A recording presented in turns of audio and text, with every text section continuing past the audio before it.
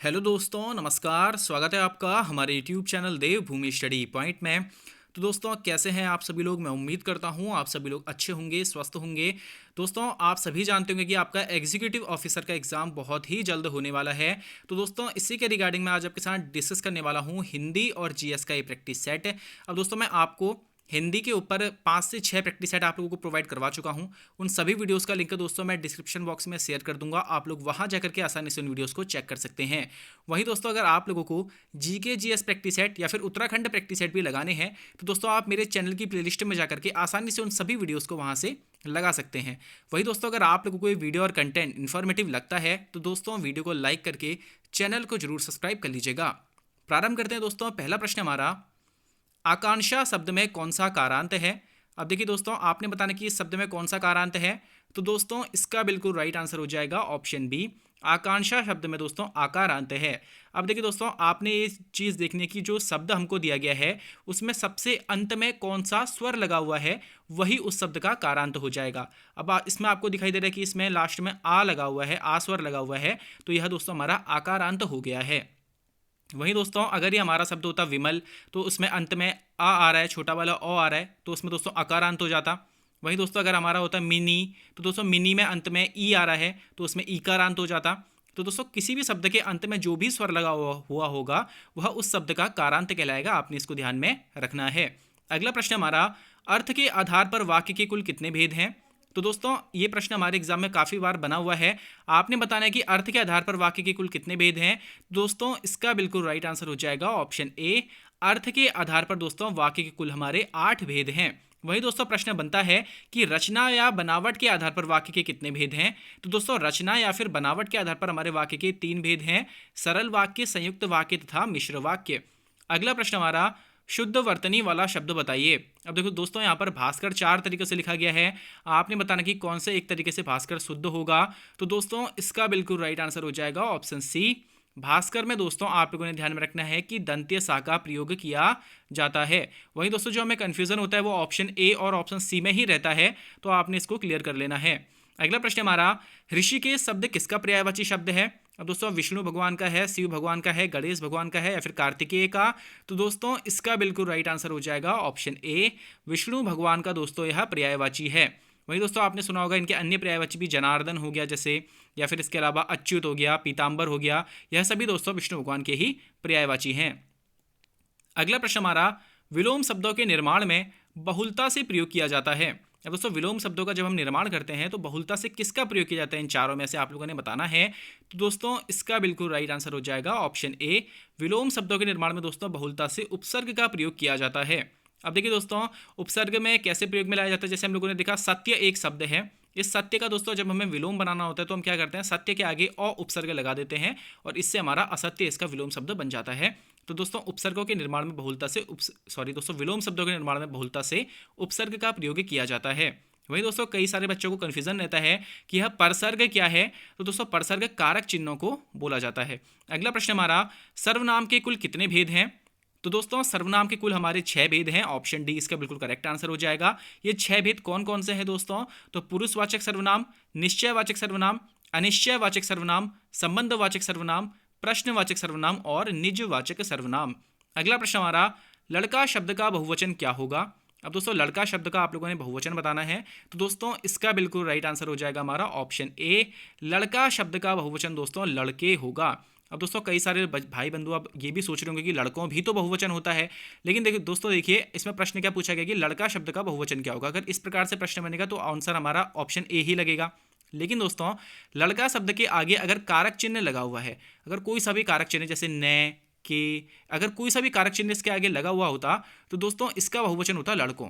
तो आपने ध्यान में रखना है, अगर सिंपल लड़का का बहुवचन पूछा जाएगा तो लड़के हो जाएगा, लेकिन लड़का शब्द के साथ अगर कारक चिन्ह का प्रयोग भी किया गया है तो वह उसका बहुवचन लड़कों होगा। अगला प्रश्न हमारा, राधा शब्द में ए या प्रत्यय लगाने पर क्या शब्द बनेगा? तो दोस्तों, इसका बिल्कुल राइट आंसर हो जाएगा ऑप्शन ए। राधा शब्द में ए या प्रत्यय लगाने पर दोस्तों राधेय बनेगा। अब दोस्तों, ये जो ए होता है ना, इस ए का मतलब होता है का पुत्र। तो दोस्तों, राधा का जो पुत्र है वह कहलाएगा राधेय। अब दोस्तों, कर्ण जो है वह राधा का पुत्र था तो इसलिए उसको राधेय कहा जाता था। वैसे ही दोस्तों कुंती के आगे अगर हम लोग ए या प्रत्यय लगा देते तो क्या बन जाएगा, कौन्तेय बन जाएगा। ठीक है, पांडवों के लिए कौन्तेय शब्द यूज में आता है। तो इस प्रकार से आपने ध्यान में। अगला प्रश्न है दोस्तों हमारा, गोमय शब्द किसका तत्सम शब्द है। अब दोस्तों आपने बताना कि जो ये गोमय शब्द है किसका एक तत्सम शब्द है ये। तो दोस्तों इसका बिल्कुल राइट आंसर हो जाएगा हमारा ऑप्शन ए, गोमय शब्द दोस्तों गोबर का तत्सम शब्द है। वही दोस्तों गेहूं का काफी ज्यादा बार पूछा गया हमारी परीक्षाओं में, तो आपने गेहूं का भी ध्यान रखना कि गोधूम, गोधूम दोस्तों गेहूं का तत्सम शब्द होगा। अगला प्रश्न हमारा, औरस शब्द निम्न में से किसका विलोम है। तो दोस्तों इसका बिल्कुल राइट आंसर हो जाएगा ऑप्शन सी, औरस शब्द दोस्तों जारज का विलोम शब्द होगा।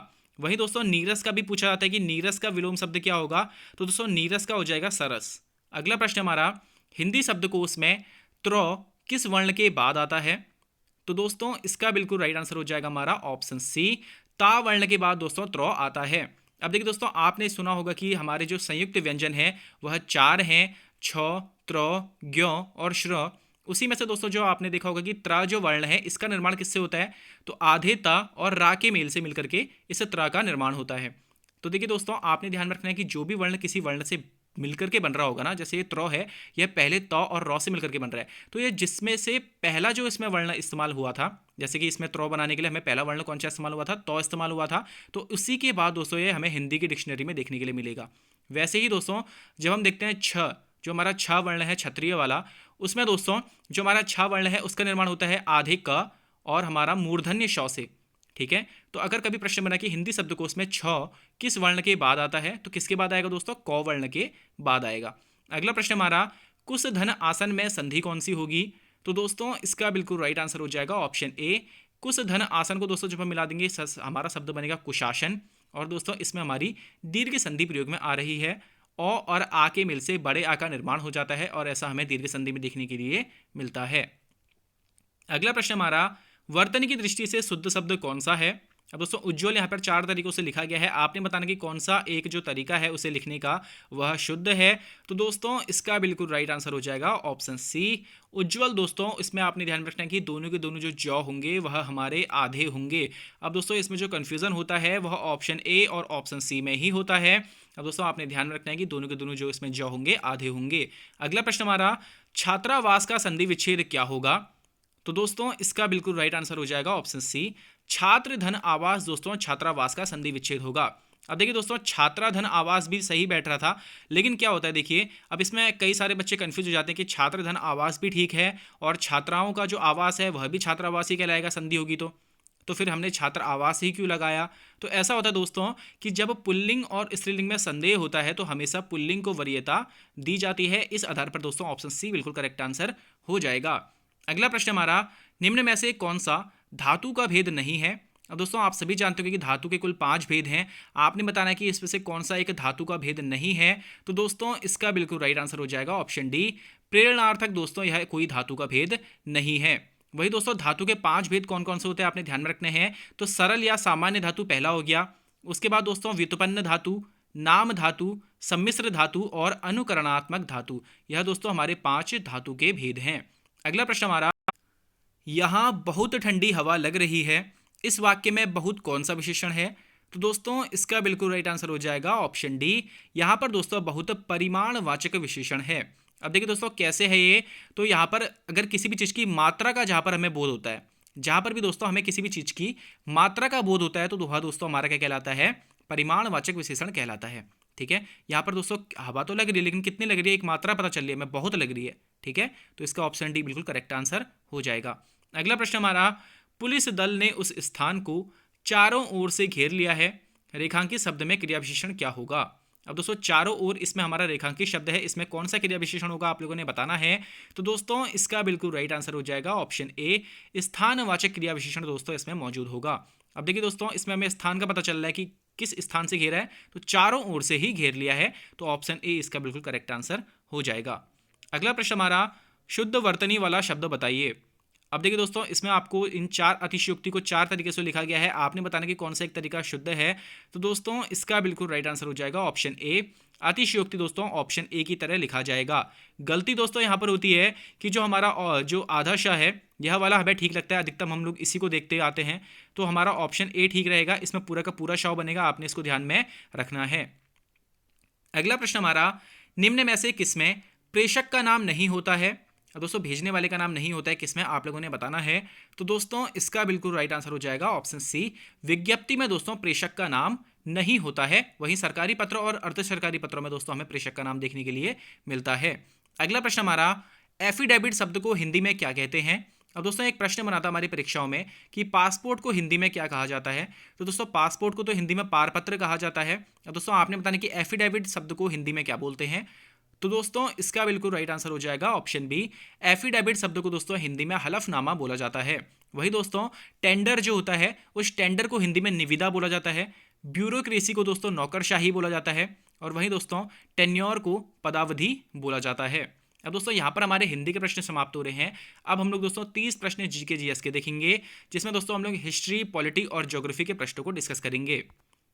पहला प्रश्न दोस्तों हमारा, पहले व्यक्ति जिन्होंने भारत में पुरापाषाणकालीन औजारों की खोज करी थी कौन थे। तो दोस्तों इसका बिल्कुल राइट आंसर हो जाएगा option B, Robert Bruce Foote. दोस्तों भारत के ऐसे व्यक्ति थे, पहले व्यक्ति ऐसे थे जिन्होंने भारत में पुरापाषाणकालीन औजारों की खोज करी थी और इनके द्वारा यह खोज 1863 में करी गई थी। अगला प्रश्न हमारा, ऋग्वैदिक कालीन नदी आस्किनी का वर्तमान नाम क्या है। तो दोस्तों इसका बिल्कुल राइट आंसर हो जाएगा हमारा ऑप्शन सी, चिनाब का दोस्तों प्राचीन नाम आस्किनी था। वहीं दोस्तों झेलम, चिनाब, रावी, व्यास, सतलज, इन पांचों के दोस्तों प्राचीन नाम पूछे जाते हैं। तो दोस्तों आपने ध्यान रखना है कि झेलम का प्राचीन नाम होगा वितस्ता, चिनाब का दोस्तों आश्किनी, रावी का दोस्तों हो जाएगा हमारा पुरुषड़ी या इरावती। वही दोस्तों विपाशा का हो जाएगा, यानी कि जो हमारा व्यास नदी है उसका हो जाएगा विपाशा या फिर यार्गी किया। और जो दोस्तों अंतिम है हमारी सतलज नदी, उसका हो जाएगा सातुद्री या फिर सातुद्र। अगला प्रश्न हमारा, किस बौद्ध संगीति के बाद बौद्ध धर्म दो भागों में विभाजित हो गया था। तो दोस्तों इसका बिल्कुल राइट आंसर हो जाएगा ऑप्शन डी, चौथे बौद्ध संगीति के बाद दोस्तों बौद्ध धर्म दो भागों में बट गया था, हीनयान और महायान। इन दो संप्रदायों में दोस्तों बौद्ध धर्म बट गया था। वही दोस्तों प्रश्न बनता है कि इन चारों बौद्ध संगीति का आयोजन जो है वो किन राजाओं के समय में किया गया था। तो दोस्तों मैंने आपको पहले भी बताया था कि आपने अका अक ध्यान में रखना है, अका अक आपने ध्यान में रखना है दोस्तों। तो इसका दोस्तों हमारा क्या हो जाएगा, ऑप्शन डी बिल्कुल करेक्ट आंसर हो जाएगा। अका अक से दोस्तों क्या था, तो अ से था हमारा दोस्तों अजात शत्रु, का से था दोस्तों कालाशोक, अ से था दोस्तों हमारा अशोक, और फिर हमारा क से अंत में जो हमारा अका अक का जो क आ रहा है उसका हो जाएगा कनिष्क। तो दोस्तों चौथी बौद्ध संगीति का जो आयोजन है वह कनिष्क के काल में हुआ था। और इसी के बाद दोस्तों बौद्ध धर्म दो भागों में, हीनयान और महायान, इन दो भागों में विभाजित हो गया था। अगला प्रश्न हमारा, अशोक के शिलालेख की खोज 1750 ईस्वी में किसके द्वारा की गई थी। तो दोस्तों ऐसा बोला जाता है कि अशोक के शिलालेख की सर्वप्रथम खोज इन्हीं के द्वारा करी गई थी। आपने बताना किसके द्वारा करी गई थी। तो दोस्तों इसका बिल्कुल राइट आंसर हो जाएगा ऑप्शन सी, पादरीति फैंथलर के द्वारा दोस्तों अशोक के शिलालेख की खोज वर्ष 1750 ईस्वी में करी गई थी। वहीं दोस्तों प्रश्न बनता है कि अशोक के शिलालेखों को सबसे पहले किसने पढ़ा था। तो दोस्तों जेम्स प्रिंसेप ने दोस्तों अशोक के शिलालेख को सर्वप्रथम 1837 ईस्वी में पढ़ा था। अगला प्रश्न हमारा, भारत में तोपों का सर्वप्रथम प्रयोग किस शासक ने किया था। तो दोस्तों इसका बिल्कुल राइट आंसर हो जाएगा ऑप्शन बी, बाबर ने दोस्तों पानीपत के प्रथम युद्ध में, जो कि 1526 में लड़ा गया था बाबर व इब्राहिम लोदी के मध्य, इसमें दोस्तों बाबर ने सर्वप्रथम भारत में तोपों का प्रयोग किया था। अगला प्रश्न हमारा, भारत का प्रथम गवर्नर जनरल निम्न में से कौन था। अब दोस्तों भारत का पहला गवर्नर जनरल निम्न में से कौन था, आप लोगों ने बताना है। तो दोस्तों इसका बिल्कुल राइट आंसर हो जाएगा हमारा ऑप्शन सी, विलियम बेंटिक दोस्तों भारत का प्रथम गवर्नर जनरल था। वहीं दोस्तों प्रश्न बनता है कि बंगाल का पहला गवर्नर कौन था। तो दोस्तों रॉबर्ट क्लाइव बंगाल का पहला गवर्नर था। बंगाल का पहला गवर्नर जनरल कौन था। तो दोस्तों वॉरेन हेस्टिंग्स बंगाल का पहला गवर्नर जनरल था। वहीं दोस्तों भारत का प्रथम गवर्नर जनरल कौन था। तो दोस्तों विलियम बेंटिक भारत का प्रथम गवर्नर जनरल था। और लॉर्ड कैनिंग से आपने ध्यान में रखना है कि यह भारत का अंतिम गवर्नर जनरल व भारत का प्रथम वायसराय था। ठीक है। अगला प्रश्न हमारा, भारत में दास प्रथा का उन्मूलन किस गवर्नर जनरल के समय में हुआ था। यानी कि दोस्तों दास प्रथा को समाप्त किस गवर्नर जनरल के समय में किया गया था। तो दोस्तों इसका बिल्कुल राइट आंसर हो जाएगा ऑप्शन डी, लॉर्ड एलिनब्रो के समय में दोस्तों वर्ष 1843 में भारत में दोस्तों दास प्रथा का उन्मूलन किया गया था। अगला प्रश्न हमारा, साइमन कमीशन में कुल सदस्य संख्या कितनी थी। तो दोस्तों इसका बिल्कुल राइट आंसर हो जाएगा ऑप्शन डी, साइमन कमीशन में दोस्तों कुल सदस्य संख्या 7 थी। इसीलिए दोस्तों इसका विरोध किया गया था, साइमन गो बैक के नारे लगाए गए थे। वहीं दोस्तों आपने ये बताना है मुझे, अब ये कमेंट बॉक्स में आप लोगों ने बताना कि साइमन कमीशन भारत कब आया था। ठीक है, और इसके अलावा इसका गठन कब हुआ था। अगला प्रश्न हमारा, अखिल भारतीय हरिजन संघ की स्थापना किसके द्वारा की गई थी। तो दोस्तों इसका बिल्कुल राइट आंसर हो जाएगा ऑप्शन बी, महात्मा गांधी जी के द्वारा दोस्तों ये हरिजन सेवक संघ की स्थापना करी गई थी 1932 में दिल्ली में। अगला प्रश्न हमारा, महाराजा जय सिंह व शिवाजी के मध्य पुरंदर की संधि किस वर्ष हुई थी? अब दोस्तों सबसे पहले तो आपने ध्यान में रखना है कि पुरंदर की संधि हुई किसके मध्य है? महाराजा जय सिंह व शिवाजी के मध्य। किस वर्ष हुई है दोस्तों? तो इसका बिल्कुल राइट आंसर हो जाएगा दोस्तों हमारा ऑप्शन ए, वर्ष 1665 में दोस्तों यह संधि हुई थी। अगला प्रश्न हमारा, किस अधिनियम के तहत कलकत्ता में एक सुप्रीम कोर्ट का गठन किया गया था? तो दोस्तों कलकत्ता में सुप्रीम कोर्ट का गठन किस एक्ट के द्वारा किया गया था, आप लोगों ने बताना है। तो दोस्तों इसका बिल्कुल राइट आंसर हो जाएगा ऑप्शन बी, 1773 के एक्ट। 1773 में दोस्तों कौन सा एक्ट आया था? रेगुलेटिंग एक्ट आया था, और उसी के तहत दोस्तों कलकत्ता में 1774 ईस्वी में एक सुप्रीम कोर्ट का गठन किया गया था दोस्तों, जिसके मुख्य न्यायाधीश एलिजा एम्पे थे, और इनके साथ अन्य न्यायाधीश थे दोस्तों चैम्बर्स, लेमेस्टर तथा हाइड। अगला प्रश्न हमारा, स्वतंत्र भारत के पहले मंत्रिमंडल में गृह मंत्री कौन थे? तो दोस्तों इसका बिल्कुल राइट आंसर हो जाएगा ऑप्शन सी, सरदार पटेल दोस्तों स्वतंत्र भारत के पहले मंत्रिमंडल में गृह मंत्री थे। वहीं दोस्तों आपने ध्यान में रखना है कि सूचना व प्रसारण मंत्री और गृह मंत्री यह दोनों ही सरदार पटेल थे। वहीं दोस्तों जो अंबेडकर थे वह कानून मंत्री थे, और खाद्य एवं कृषि मंत्री दोस्तों राजेंद्र प्रसाद जी थे। अगला प्रश्न हमारा, निम्न में से कौन सा अनुच्छेद 26 नवंबर 1949 को लागू नहीं हुआ था? अब दोस्तों आप सभी जानते होंगे कि हमारे संविधान के जो कुछ संविधान के 15-16 आर्टिकल जो हैं वह दोस्तों इस तिथि को लागू कर दिए गए थे, लेकिन दोस्तों पूर्ण संविधान जो है वह हमारा 26 जनवरी 1950 से ही लागू हुआ था। तो दोस्तों आपने बताना कि इन 4 आर्टिकलों में से कौन सा एक ऐसा आर्टिकल है जो तब लागू नहीं किया गया था। तो दोस्तों इसका बिल्कुल राइट आंसर हो जाएगा ऑप्शन सी, अनुच्छेद 123 दोस्तों, जिसमें राष्ट्रपति के अध्यादेश की चर्चा करी गई है, यह आर्टिकल दोस्तों तब नहीं जोड़ा गया था। वहीं दोस्तों आर्टिकल 324 की बात की जाए तो दोस्तों आर्टिकल 324 में क्या है, तो इसके तहत दोस्तों निर्वाचन आयोग की व्यवस्था करी गई है। आर्टिकल 60 में दोस्तों राष्ट्रपति की शपथ के बारे में चर्चा है, और आर्टिकल 9 दोस्तों आप कोई महत्वपूर्ण नहीं रह गया है। अगला प्रश्न दोस्तों हमारा, अनुसूचित जनजाति आयोग की चर्चा भारतीय संविधान के किस अनुच्छेद में करी गई है? तो दोस्तों आप लोगों ने बताना है कि अनुसूचित जनजाति जो आयोग है इसकी किस आर्टिकल में चर्चा करी गई है हमारे। तो दोस्तों इसका बिल्कुल राइट आंसर हो जाएगा ऑप्शन बी, आर्टिकल 338 के ए में दोस्तों अनुसूचित जनजाति आयोग की चर्चा करी गई है। वहीं दोस्तों अनुसूचित जाति आयोग की चर्चा किस आर्टिकल के तहत है? तो दोस्तों आर्टिकल 338 के तहत अनुसूचित जाति की चर्चा है, आर्टिकल 338 के ए के तहत अनुसूचित जनजाति की चर्चा है, और आर्टिकल 340 के तहत दोस्तों ओबीसी आयोग की चर्चा करी गई है। अगला प्रश्न दोस्तों हमारा, संघ सूची, राज्य सूची व समवर्ती सूची की चर्चा भारतीय संविधान की किस अनुसूची में करी गई है? अब दोस्तों यह 3 जो हमारी सूचियां हैं यह दोस्तों यहाँ आपने बताना कि किस अनुसूची में इनकी चर्चा करी गई है। तो दोस्तों इसका बिल्कुल राइट आंसर हो जाएगा ऑप्शन बी, 7वीं अनुसूची में दोस्तों हमारे भारतीय संविधान की 7वीं अनुसूची में संघ सूची, राज्य सूची व समवर्ती सूची की चर्चा करी गई है। वहीं दोस्तों ये जो हमारी 7वीं अनुसूची है इसमें केंद्र व राज्यों के मध्य दोस्तों शक्ति का बंटवारा भी किया गया है। अगला प्रश्न हमारा, भारतीय संविधान के पहले अनुच्छेद में भारत के कितने नामों की चर्चा करी गई है? और दोस्तों जो हमारा भारतीय संविधान का पहला ही आर्टिकल है उसमें भारत के कितने नामों की चर्चा करी गई है आप लोगों ने बताना है। तो दोस्तों इसका बिल्कुल राइट आंसर हो जाएगा ऑप्शन बी, इसमें दोस्तों भारत के लिए कुल 2 नामों की चर्चा करी गई है, और ये 2 नाम कौन कौन से हैं दोस्तों? तो भारत अर्थात इंडिया, दोस्तों सीधे सीधे उसमें लिखा गया है कि भारत अर्थात इंडिया राज्यों का संघ होगा। यह दोस्तों हमारा पहला आर्टिकल है, और इसी में दोस्तों भारत के लिए 2 नामों की चर्चा भारत और इंडिया करी गई है। अगला प्रश्न हमारा, भारतीय संविधान के किस भाग को भारत का अधिकार पत्र यानी कि मैग्ना कार्टा कहा जाता है? तो दोस्तों इसका बिल्कुल राइट आंसर हो जाएगा ऑप्शन बी, भारतीय संविधान के दोस्तों भाग 3 को भारत का अधिकार पत्र यानी कि मैग्ना कार्टा कहा जाता है। भाग 3 में दोस्तों हमारे मौलिक अधिकारों की चर्चा करी गई है, जो कि दोस्तों आर्टिकल 12 से लेकर के 35 तक है। ठीक है, आपने इसको ध्यान में रखना है। और भाग 3 में हमारे मौलिक अधिकार हैं। मौलिक अधिकारों की संख्या कितनी है दोस्तों? तो वर्तमान में दोस्तों मौलिक अधिकारों की संख्या हमारी 6 है। पहले दोस्तों यह 7 थी, लेकिन दोस्तों संपत्ति के अधिकार को हटा दिया गया है, और उसको आर्टिकल 19 के एफ और आर्टिकल 31 से हटा करके दोस्तों हमने कानूनी अधिकार बना दिया और आर्टिकल 300 के ए में रखा हुआ है। अगला प्रश्न हमारा, नागरिकों के लिए एक समान सिविल नागरिक संहिता की चर्चा किस अनुच्छेद में करी गई है?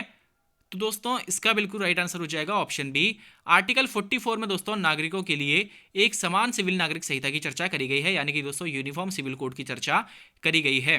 और अभी दोस्तों उत्तराखंड इसे लागू करने वाला पहला राज्य बन जाएगा। हालांकि दोस्तों गोवा में ये पहले से लागू है, लेकिन दोस्तों गोवा में है पुर्तगालियों के समय से ही लागू थी। अब दोस्तों हमारा उत्तराखंड पहला ऐसा राज्य बनेगा जो इसके बाद यानी कि दोस्तों आज़ादी के बाद इसको लागू करने वाला पहला राज्य होगा। अगला प्रश्न हमारा, भारत के ऐसे राष्ट्रपति जिनके निर्वाचन में दूसरे चक्र की मतगणना करनी पड़ी थी, कौन थे?